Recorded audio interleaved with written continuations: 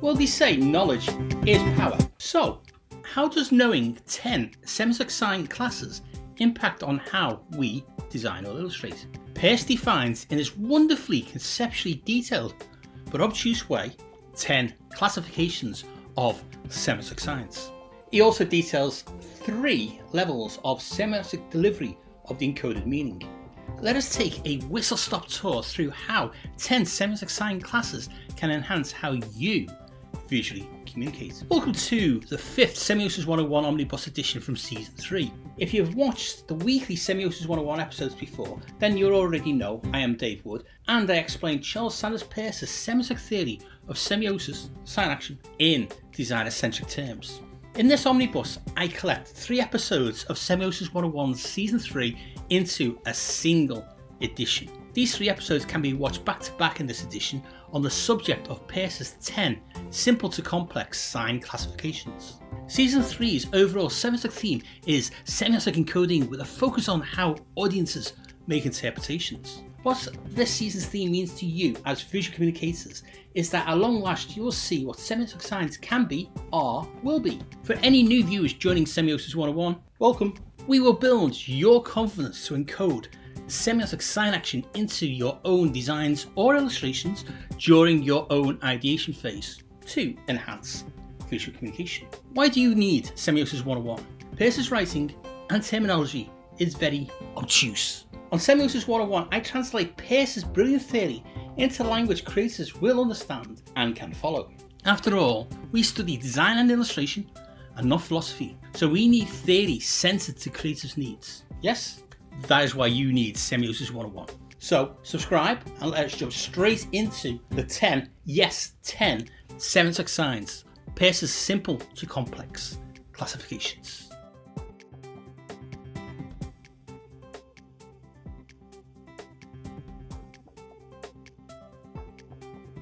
So what if there are 10 semiotic signs? How does that help? Quite right. Knowing how something is structured is not the same as a positive impact on how you design or illustrate. So let us begin from the impact on visual communication back to the theory of this episode. On Semiosis 101, I have stressed semiotics is not a mechanical engineering approach. It is not a how-to step-by-step manual. Communication is between humans, the creative, and the target audience. It is qualitative, not quantitative. We have spent a lot of time across 2 seasons exploring how audiences interpret and how semiosis enhances and improves the visual communication successes. In episode 3.6, I described Peirce's first sign class in 3 words: possible, familiar, instant. From a creative's application point of view, what benefit does that knowledge provide you as creatives? Possible, familiar, instant. Whoopie-doo. So what? Yes, you are entitled to ask that question. Let me answer that quickly, but in doing so, I will build on this quick answer over the next 3 weeks. Graphic design and illustration has a complex job to do, to bear meaning through type, image, or both, beyond the denotational level. Visual communication in global 21st century societies has to work a lot harder to visually communicate above the social, cultural, visual noise. While the visual noise of competing visual outputs gets louder and louder, it is easier for people to disengage. Instead of competing with this escalating visual noise, semiosis offers a different tack. As semiosis involves the audience as interpreter of what they see, the mindful alignment of semiotic thinking with ideation aids the creative to work smarter, not louder. This is where Peirce's 10 sign classifications can structure a smarter way to visually communicate. As I have previously summarised, we can describe the semiotic sign action power of each sign class in 3 terms. Sign 1's sign action power can be described as possible, familiar, instant. Each of the remaining 9 signs can also be reduced to 3 words. But again, so what? A perceptual change in a creator's approach to designing or illustration can be, in the long term, more productive than learning a new tool in Adobe Creative Suite software. We are talking about becoming smarter about how you visually communicate. Small perceptual changes in creatives can enhance your ideation and impact on how you design or illustrate more effectively. These small changes I mentioned obviously come from applying semiosis. These perceptual changes via semiosis also will impact positively on how the target audience reacts to what they see. Remember, our desire, while the visual noise escalates, is to offer our target audiences a quieter and more direct connection to what we are visually communicating. This brings us back to possible, familiar, instant, and the 10 sign classifications. Let me explain. The first word describes the perception power of the sign. The second word describes how the meaning is represented. The third word describes the type of vehicle that the sign uses to carry the meaning. In this episode, we will avoid PEIRCE'S obtuse terminology in favour of designer-centric terms. We will revisit his terminology next week when we will discuss the sign vehicle concept in more depth. So let us now examine these 3-word descriptions. In episode 3.6, I explained these 3-word descriptions. To quickly paraphrase what I said, the first word in 3 explains the power the sign has to convey meaning to the audience. The second, the power of semiotic representation used, and the third, how the audience receives it via the sign vehicle used to convey the encoded meaning. Let me now break this down in more detail to explain what these mean to designers and illustrators so that you can begin to appreciate the semiotic sign power you can enhance your ideation with. First, I will outline the semiotic power the sign has to convey meaning to the audience. For regular viewers, it will come as no surprise that sets of 3 interdependent levels or triads will feature quite heavily. So, on to the first term. Let us begin with the perception power of the semiotic sign. This empowers the intensity of the semiotic communication from simple to complex. PEIRCE illustrates his 10 semiotic sign classes in an inverted pyramid. When looking at PEIRCE'S 10 sign classes, we read them in rows diagonally downwards from sign 1. In doing so, we can see classes 1, 2, 3, 5, 6 and 8 are grouped in the top left section of the pyramid. These have a perception power of possible intensity of semiotic communication.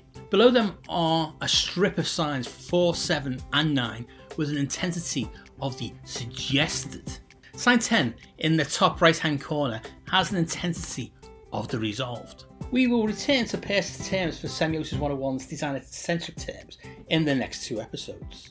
Returning to PEIRCE'S inverted pyramid of 10 semiotic sign classes, we can now outline the representation power of communicating the concept. Now we can see that classes 1, 2 and 5 are grouped in a smaller top left section of the pyramid. These each have a familiar semiotic representation power level. Under this power level, the larger grouping is at the bottom of the pyramid, grouping signs 3, 4, 6 and 7 with representation power of existence. A smaller grouping in the top right hand corner of 8, 9 and 10 have the representation power of proxy. I'm sensing a collective shout of "so what?" welling up in the audience. But indulge me for one more minute. I am nearly there with the theoretical context to give you the big finish. Finally, we can outline the semiotic delivery power of the effect of the sign on an interpreter. PEIRCE'S inverted pyramid of 10 semiotic sign classes now show a different power level combination. As a quality that can be perceived as ephemerally meaning bearing, sign 1 is the only sign class that has an instant sign vehicle. The next sign vehicle level is mediated, and the sign classes that use this delivery power level are grouped together as a strip of sign classes 2, 3 and 4. This means that sign classes 5 to 10 are at the delivery power level of agreed. PEIRCE defines this highest delivery power level as not a single object, but a general type which, it has been agreed, shall be significant. Now we have mapped out the theory, let me answer the so what. Like with any aspect of learning to be creative, the exploration is more elongated than its actual application. So the so what question is easily answered in an equally long and short way. Let's get the short answer to the so what question out of the way first. So what? Because there, That is the short, glib answer. Now the longer answer. To summarise in a designer-centric way, the three levels of three states which each sign class is powered by can be listed as perception power, possible, suggested, resolved; representation power, familiar, existent, proxy; delivery power, instant, mediated, agreed. Each level exists in one of the phenomenological levels of firstness, secondness and thirdness. Each of the 10 sign classes' power comes from how the perception, representation and delivery interact. In the next episode we will go deeper, but to end this episode, let me just list the 10 signs power in designer-centric terms. 1. Possible, familiar, instant. 2. Possible, familiar, mediated. 3. Possible, existent, mediated. 4. Suggested, existent, mediated. 5. Possible, familiar, agreed. 6. Possible, existence, agreed. 7. Suggested, existence, agreed. 8. Possible, proxy, agreed. 9. Suggested, proxy, agreed. And 10. Resolved, proxy, agreed. What the lay viewer can see from this list, beyond any initial word soup, are combinations of how semiotic sign action can enhance the effectiveness of visual communication. It is up to the individual creative if they wish to become more successful at visually communicating. If so, the so what question is actually redundant. If not, then fine. But you will miss out on a strategy to get beyond the barrier of visual noise.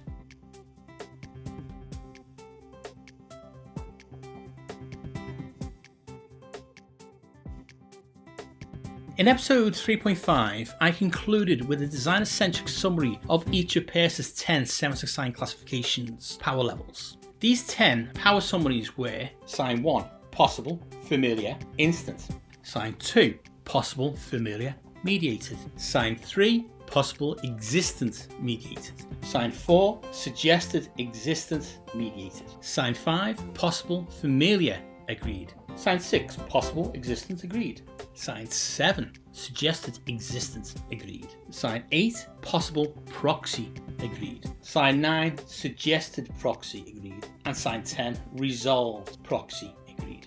Great, job's a good one. That is surely that then. No, this is just my current attempt at putting PEIRCE'S obtuse terminology into language useful to creatives. This is not my first attempt or the only attempt out there to explain PEIRCE'S 10 signs. In his 2017 book Fire Signs, A Semiotic Theory for Graphic Design, Stephen Skaggs has also made inroads, and in my 2016 PhD appendix, so did I. Back in 2014 to 2016, I found that I could not sidestep these 10 semiotic sign classes and pretend they had no impact beyond an interesting philosophical thought exercise. My whole PhD practical component was constructed around sign 4, which in turn nested signs 2 and 3. PEIRCE referred to sign 4 as any concept object of direct experience insofar as it is a sign, and as such affords information concerning its concept object. In PEIRCE'S precise terminology, sign 4 is a dissent indexical synth sign, suggested, existent, mediated. Can you see why I have attempted to reframe these terms into actionable analogues? If you focus on the final word in the set of 3, we see the delivery method, the sign vehicle. That is what we will focus on this episode when delving into the 10 sign classes. Back in 2014, 3 years before Fire Signs was published, I was a fairly lone voice in seeking a more designer-centric explanation of PEIRCE'S 10 classifications. The closest explanation of the classifications using visual examples was an academic paper from 2009 by 2 Taiwanese information scientists, Andrea Huan and Ting-Rui Chang, called Social Tagging, Online Communication and Peircean Semiotics, a Conceptual Framework. So in this episode, I will synthesize 10 designer-centric explanations for each sign class's delivery from synthesized examples from my PhD and Skaggs' Fire Signs book. In doing so, I will also focus on how each sign vehicle semiotically gets meaning into the world. PEIRCE'S names for the delivery are qualisign, synsign and legisign. But on Semiosis 101, I have translated these into designer-centric terms as instant, mediated and agreed. Back in episode 3.6, I introduced sign 1, Peirce calls this a romantic iconic quality sign, but I have defined it in a top trumps way as having the semiotic power of possible, familiar, instant. Sign 1 is an ephemeral sign class of a quality on the edge of perception, which has possibility for a visual but weak, meaning-bearing, instantaneous connection with the target audience. It is fleeting and it triggers familiarity, which aids semiotically grabbing attention without any determining representation. Skaggs gives an example of graphic elements that are composed to form larger, complex displays. The delivery of any meaning the quality may suggest is an instant perceptual hit or not. As the only ephemeral sign vehicle in the 10 classes, a quality sign can only be instantly perceived as meaning bearing before the next sign class takes over. The next 3 sign classes have mediated delivery of meaning. Peirce calls this a synth sign. Peirce's sign 2 utilizes sign 1s to mediate its visual meaning bearing existence. I agree with Skaggs, who discusses this class in the context of image and refers to all instances of depiction. Perceived as an instance of meaning bearing, its delivery is through visual mediation that is a one-off presentation depicting possible familiar qualities, sign 1s, of the concept in a deliberately crafted representative form, sign 2. Sign 3 can only exist as a possibility of being interpreted as the concept through a mediated existent likeness to it. The audience's attention to the interpretation is facilitated by nesting sign 2s within sign 3.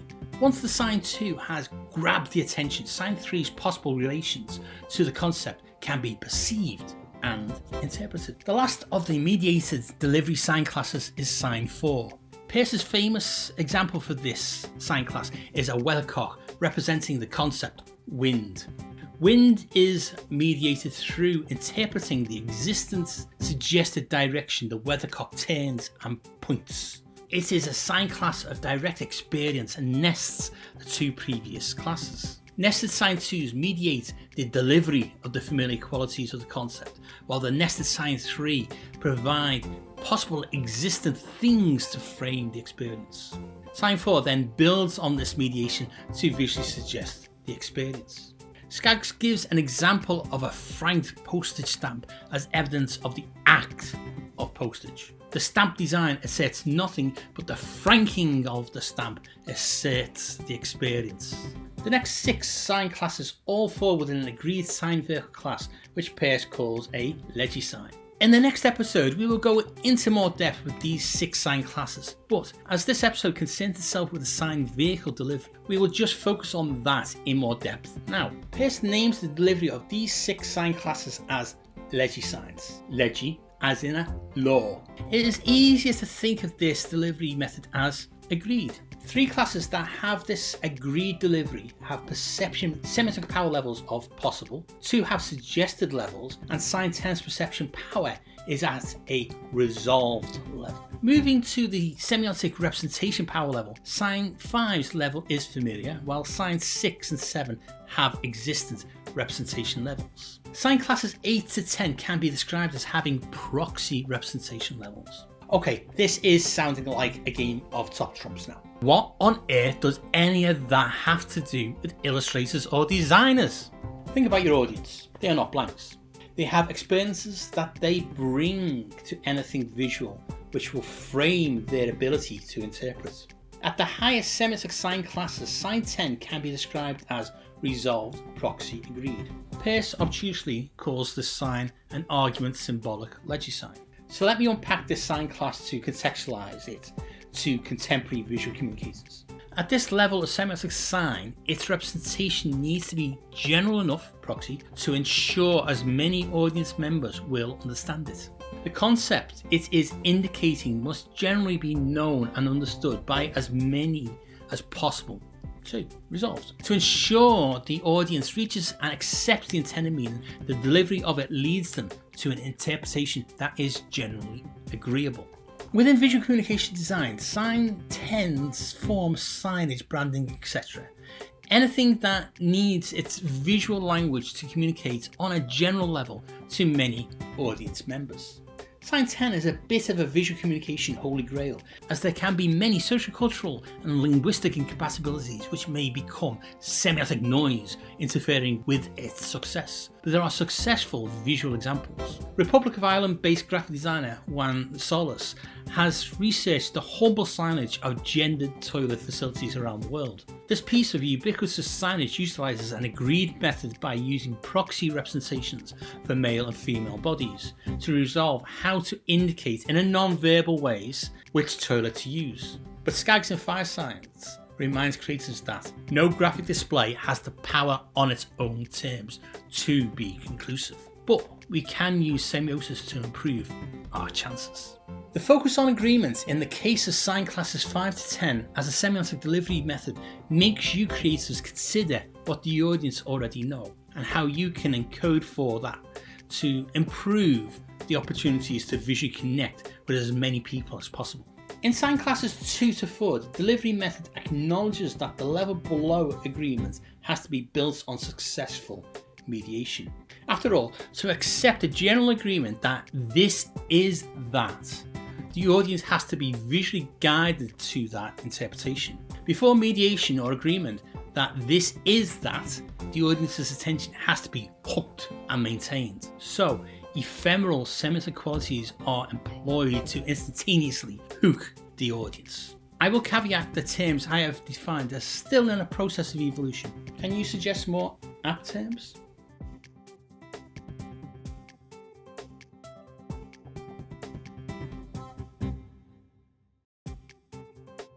Last episode, we explored the idea of a sign vehicle, a delivery method for the representation. I've described PEIRCE'S 3 levels of power in a sign class as comprising of perceiving communication, representation, and delivery. Each of the 10 sign classes weave these 3 levels together in different assemblages of power, ranging from simple to complex. This is the crucial lens for creators to approach the application of this knowledge. So far, I have avoided PEIRCE'S obtuse terminology, but I will quickly reference it here to then jump into designer-centric terms. I will then be able to discuss how 10 classes can help to semiotically encode meaning. Perception of communication power. Rhetoric, dissonant, argument. Possible, suggested, resolved. Representation power. Iconic, indexical, symbolic. Familiar, existent, proxy. Delivery power. Quali sign, sin sign, legi sign. Instant, mediated, agreed. As I caveated last episode, my designer-centric terms are still evolving as analogues to PEIRCE'S.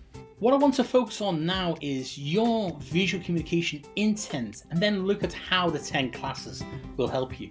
We will do this through 3 lenses of perception, representation, or delivery. Once we do that, you will see the opportunities of the 10 sign classes. Don't worry, this is not a memory test. There will not be an exam. This is about gaining knowledge to develop your own semiotic frame of mind. Teaser alert to season 4. When visually communicating something to someone, the sign classes are adaptable to your needs. Let me quickly give you an example. Your client wants you to provide a design or illustration outcome so their audience can buy baked beans. Remember, much of PEIRCE'S theory of semiosis is predicated on 3s, triads. So the semiotic perception, representation and delivery of the visual communication have 3 degrees of intensity each. This means semiotically that there are 9 variables on communicational intensity available to the creative depending on what you need to visually communicate. 10 sign classes providing 9 levels of communicational intensity. Let us get a quick overview of what these intensity levels are using our overtly consumerist example of buy more beans. I will group the intensity variables under the lenses of perception first, then representation and delivery. To make this relevant to creators, I will frame each variable under a creative intent too. In other words, what the client wants, then why the audience will be who, and only then how it works semiotically. Okay, beginning with perception, we will start with the low semiotic intensity of a possibility of perceiving. PEIRCE'S read. Sign classes 1, 2, 3, 5, 6 and 8 start from this visual possibility. The client needs to sell tins of beans. But does the audience know what a big bean looks like or a tin can?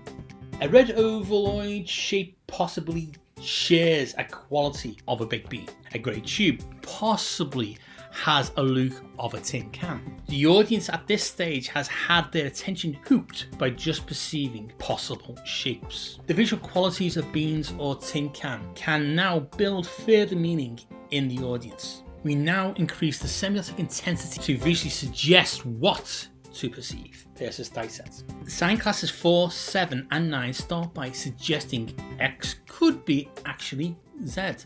This middle semiotic intensity level visually suggests more to perceive. The client needs to seduce audience desire with visually suggested beanie deliciousness.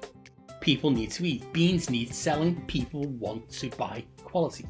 By crafting the beans visual language, the audience can become more certain that the visuals suggest delicious beans. Finally, at a higher semiotic intensity perception level, PEIRCE'S argument, only sign class 10 works at this resolved perception level. The client needs the audience to only buy beans from them. They are in business ofs. They want to lead the market. The client's branding resolves an unspoken agreement that a particular visual language used can only mean that client's beans. This relies on the audience to socially and semiotically resolve that the visuals can only represent this brand's beans. Now moving on to representation, we will once more begin with its lowest semiotic intensity utilizing visual familiarity. PEIRCE'S iconic representation. Sign classes 1, 2 and 5 utilize familiarity to begin the semiotic representation of the concept. The client needs the audience customer to know the sealed tin contains beans. The opaque nature of the tin means that its label indicates what is inside. The typography can say beans, but the eye needs seducing rather than telling. Qualities of familiarity are utilized and nested in many ways to build not just meaning but also desire to eat what is inside. Iconic elements such as succulent use of reds, multiple beans with glossy highlights suggest home-cooked deliciousness. We will now increase the semiotic intensity to move from familiar possibilities to representing existing things. This level utilizes the familiar to interpret existing things, PEIRCE'S indexical representation. Sign classes 3, 4, 6 and 7 represents existing things, whether these are real or imaginative things. The client wants customers to cook and eat their beans at home. Label images often employ the suggestion of just cooked servings on toasted bread or on plates. Together with the nested iconic images, these images represent existing things that can be found in any home. Finally, at a higher semiotic intensity representation level, PEIRCE'S symbolic representation, there's a social cultural agreement that X is proxy for Z in this visual context. Sign classes 8, 9 and 10 utilize the power of visual meaning bearing as an agreed proxy for something else. So how can one image semiotically be a proxy for something else? Let us quickly explore representation as a proxy for something else. The client needs the customer to repeat buy only their beans, so they need to quickly identify the brand on a shelf. When in a social cultural way, certain colours, iconic, and images, iconic and indexical, are semiotically perceived as a proxy for a product, then brands can build complex meaning from simple visual building blocks. The last set of semiotic intensity levels focus on how the semiotic sign delivers its meaning. The low intensity level of semiotic delivery of meaning is instant, PEIRCE'S quality sign. Sign class 1 is the only class that relies on an instant delivery that this quality suggests Z. The client needs the customer to know there are beans in the tin to sell beans. So at a semiotic instant delivery of meaning, how can this happen? The visual iconic representations on the label instantly suggest beans on an immediate interpretive level. The middle intensity level of semiotic delivery of meaning is mediated, PEIRCE'S synth sign. Sign classes 2, 3 and 4 rely on a mediated delivery that in this context X proposes Z. The client wants their tin beans to stand out from the competitors and be perceived as delicious. The semiotic sign action between the label's visual elements work together to mediate a proposal that these tin beans are the best. The highest intensity level for semiotic delivery of meaning is agreement. PEIRCE'S Legisign. Sign classes 5, 6, 7, 8, 9 and 10 rely on an agreement that delivery as X, it means Z. But an agreement? The client's brand wants to be the market leader in tin beans, so the customer buys more. The audience who shop for beans agree that when the client's brand is recognised, it means quality beans. Semiosis helps to structure that branding. In design-centered terms, we can explain PEIRCE'S 10 sign classes in easier to understand terms. Sign 1, possible familiar instant. Sign 2, possible familiar mediators. Sign 3, possible existent mediators. Sign 4, suggested existent mediators. Sign 5, possible familiar agreed. Sign 6, possible existent agreed. Sign 7, suggested existent agreed. Sign 8, possible proxy agreed. Sign 9, suggested proxy agreed. And sign 10, resolved proxy agreed. But so what, I hear you cry. Come back for the next 2 episodes to see how these sign classes work in actual design and illustration examples. See you all again next week for more Semiosis 101 to help illustrators and designers to enhance your visual communication skills.